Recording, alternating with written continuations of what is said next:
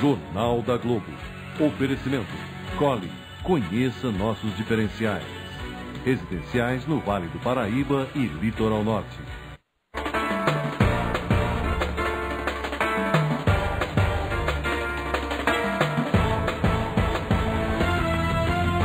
Boa noite.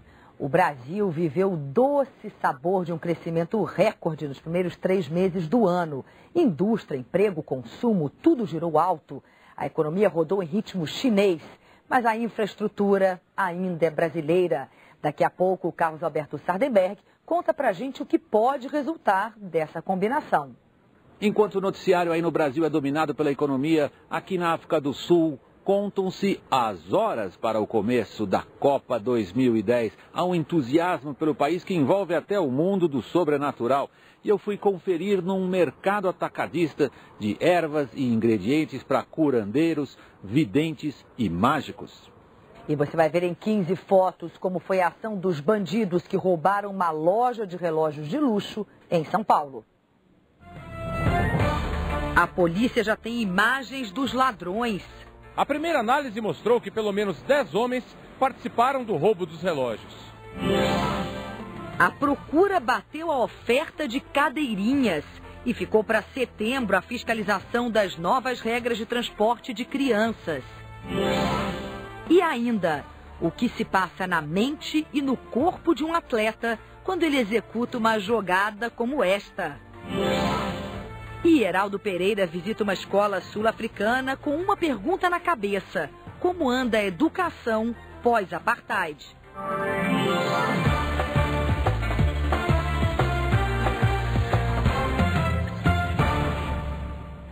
O Brasil cresceu no primeiro trimestre no maior ritmo dos últimos 15 anos. É uma ótima notícia divulgada hoje pelo IBGE. O risco agora é de superaquecimento da economia. O repórter Alan Severino explica por que crescer rápido demais pode ser um problema. Os números que saíram do forno mostram uma economia cheia de apetite. No primeiro trimestre, o PIB cresceu 9% em relação ao mesmo período de 2009, o maior aumento desde 95.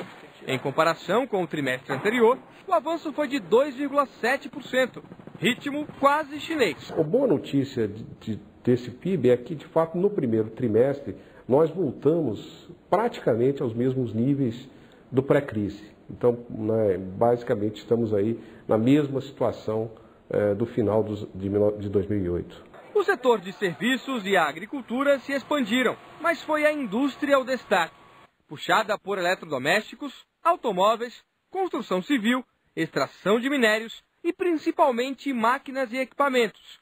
Com alta de mais de 7%, o investimento para aumentar a produção foi comemorado. E para entender o que estimulou a economia de janeiro a março, fomos até uma confeitaria em busca de uma comparação.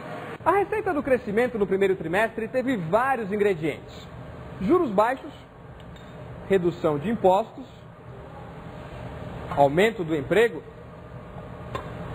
valorização do salário mínimo e crédito em alta. Todo esse fermento fez a economia girar. O resultado foi impressionante, mas com o consumo superaquecido, muitos economistas não têm dúvida. O bolo cresceu mais do que o país pode sustentar. Não tem capacidade de oferta de bens e serviços na economia brasileira para sustentar um crescimento da demanda da ordem de 11% ao ano, né? Então, se isso continua, você tem inevitavelmente inflação. Para crescer mais sem pressionar os preços, é preciso melhorar as condições de estradas, portos e ferrovias e formar mão de obra qualificada. Quando existe escassez de mão de obra, os salários tendem a crescer num ritmo mais elevado. O problema é que isso não é sustentável, porque o empresário, ao se defrontar com custos de produção mais elevados, obviamente ele vai repassar isso para os preços. A previsão é que daqui para frente a economia cresça num ritmo menor, sem o incentivo da redução de impostos e com juros mais altos.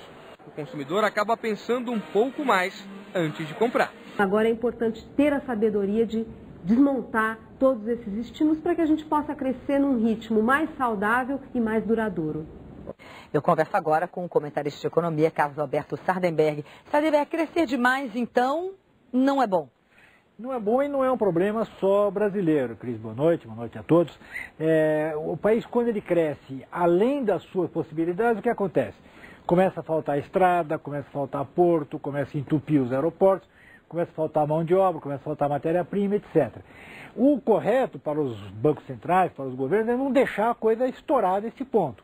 É tomar medidas preventivas quando a economia ameaça crescer mais do que pode. Que é o caso do Brasil e também é o caso da China, que também está crescendo mais do que pode lá no esquema deles, né? Pois é, agora de qualquer forma, nesse primeiro trimestre, a gente teve um desempenho comparável aos dois BRICS que mais crescem, que é China e Índia. Pois é só eu que mostro aqui, né, o nosso gráfico, né, a nossa tabela. Você veja aqui o crescimento da economia brasileira no primeiro trimestre só perde da China, né, e fica aí à frente da Índia. China e Índia são os dois BRICS que mais crescem, né?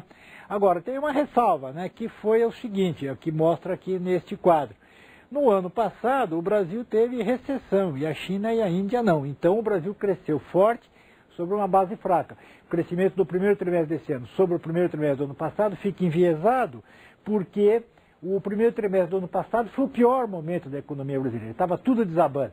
Então, crescer muito sobre um período que está desabando não é lá essas coisas. Mas, de todo modo, é um bom crescimento. Bom, tudo é comparação, né? Exatamente. Quer dizer, então, que a gente teve um surto chinês e não um crescimento chinês. Exatamente. É mais ou menos isso. Exatamente. Você vê aqui o quadro, para crescer como a China cresce durante um longo tempo, a gente precisaria estar investindo algo como 20%, 22% do produto interno bruto. E repare aqui, a gente estava com 18%, caiu para 16% do período da crise e voltou para 18%. Então, 18 cresce 5%, mas para crescer mais do que isso, precisaria 22%, 23% de investimento. Obrigada, Sardenberg. As fábricas não conseguiram atender a avalanche de encomendas de cadeirinhas para transportar crianças em carros, provocada por uma lei que começaria a valer amanhã. O resultado foi que o Conselho Nacional de Trânsito adiou a fiscalização para setembro. 24 horas por dia, 6 dias por semana e 200 funcionários a mais. Da linha de produção dessa fábrica em Limeira, interior de São Paulo, sai uma cadeirinha a cada 41 segundos. E mesmo assim não dá para atender os lojistas. Que ocorre uma negociação com os clientes, né? E você acaba dividindo entre os clientes o que você produz. O empurrão nas vendas foi dado pelas novas exigências do CONTRAN para transporte de crianças em automóveis. O comércio, que tem recebido as encomendas aos poucos, já está abrindo mão até do mostruário para não deixar cliente na mão. E para aquele freguês que não aceita levar produto fora da caixa, resta a opção de pôr nome e telefone aqui e ser mais um na lista de espera. Tem gente que liga todos os dias para a gente. Iracema, que só conseguiu a cadeirinha na base do aluguel, pode ficar mais tranquila agora. A tia Coruja tem até setembro para comprar o equipamento e continuar levando os sobrinhos para passear. Até lá... Vai usando a alugada, por tempo, renovando de 30 em 30 dias.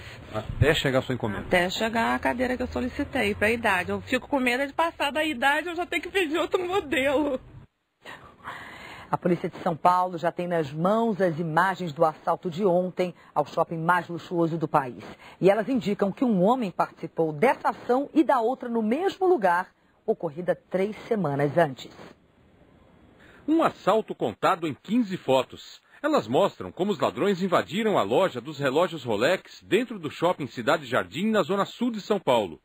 Na ação aparecem 4 homens. São jovens, usam óculos escuros e 2 vestem terno.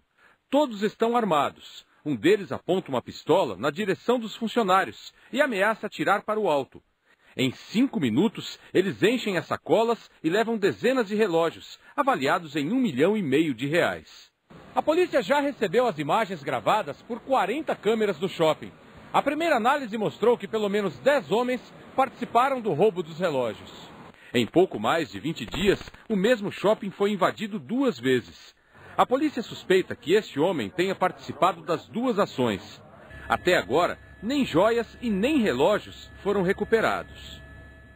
E ainda nessa edição, as notícias da Copa e o que acontece na cabeça e no corpo de um jogador de futebol durante uma partida. Já no próximo bloco, a Feira do Curandeirismo em Joanesburgo. Lá se promete cura até para a infidelidade masculina.